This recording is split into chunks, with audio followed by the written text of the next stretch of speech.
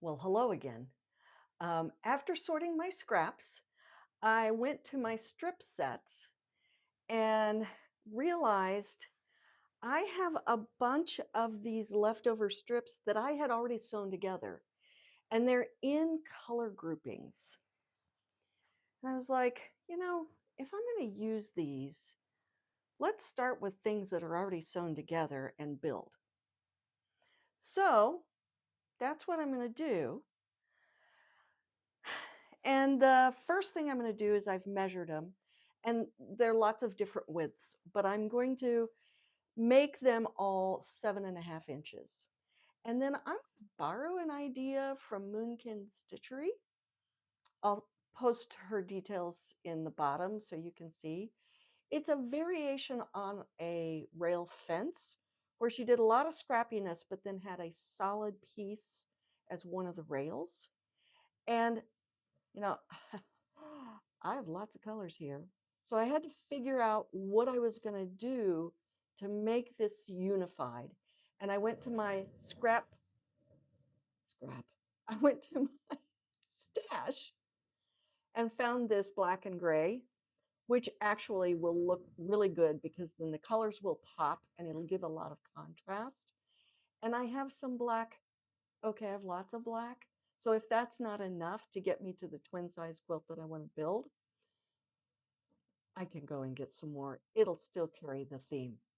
So I'm going to get busy making sure these strip sets are 7.5 inches.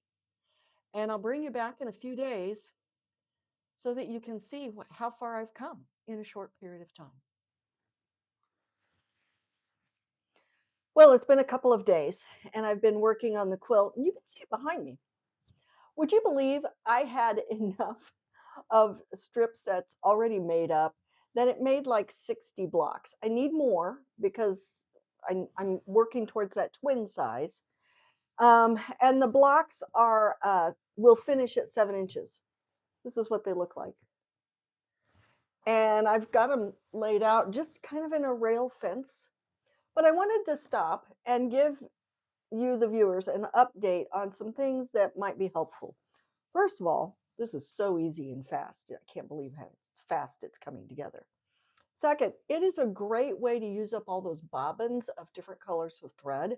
Now, I don't use a lot of different threads, but I do have some grays and some browns. So use up those bobbins. Um, I did have to make some more strip sets, and that's what really prompted this video. So if you've not made a lot of strip sets, they're easy, but you have to be really careful because if you sew all of them together in the same direction, the fabric stretches and kind of bows, and it's really hard to get it to lay flat. So I started like with this brown piece and added this one, then came down here and added the next one, and then started at the top and went down. Now, obviously, I've cut this piece, but I think it definitely lays flatter. I have pressed all of the seams open on these strip sets because they're all different widths, and I wasn't sure when I made the original set. So to be consistent, I've pressed them open, and they're going to work fine. The only reason not to do the pressing open is if you're going to do a stitch in the ditch to finish the quilt. So as long as you're not doing that, whatever. The other thing, though, is I would definitely take the seam towards this one unified block because these seams are going all the different directions.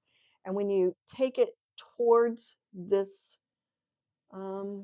focus fabric, let's call it a focus fabric, it lays nice and flat. Um, I could have pressed them open, but then I was going to get kind of a wonky little seam bump there.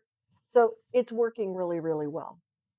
I have used lots of fabric, and I'm saving these end pieces that were kind of not there wasn't enough of it to make another 5.5 inch piece. Oh, that's what I should tell you. So to make this a 7.5 inch block to finish at 7. So first my strip sets, I got them all to 7.5 inches.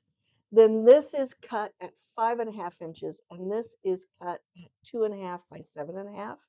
That gives you all your seam allowances, so this will finish as a 7-inch block. There, that's all the math. Now you can make it any size you want. If you've got strips and you want to use 10-inch blocks, great, make 10-inch blocks. I just was using what I had, and this is how it worked out. I do actually have enough of this gray and black focus fabric so that I won't have to get any more fabric out. Yeah, I'm going to work for another hour or so, and then I'm going to show you what the finished quilt looks like. Pretty excited. It's come together really, really quickly. Well, here it is. Out of scraps and strips and bits,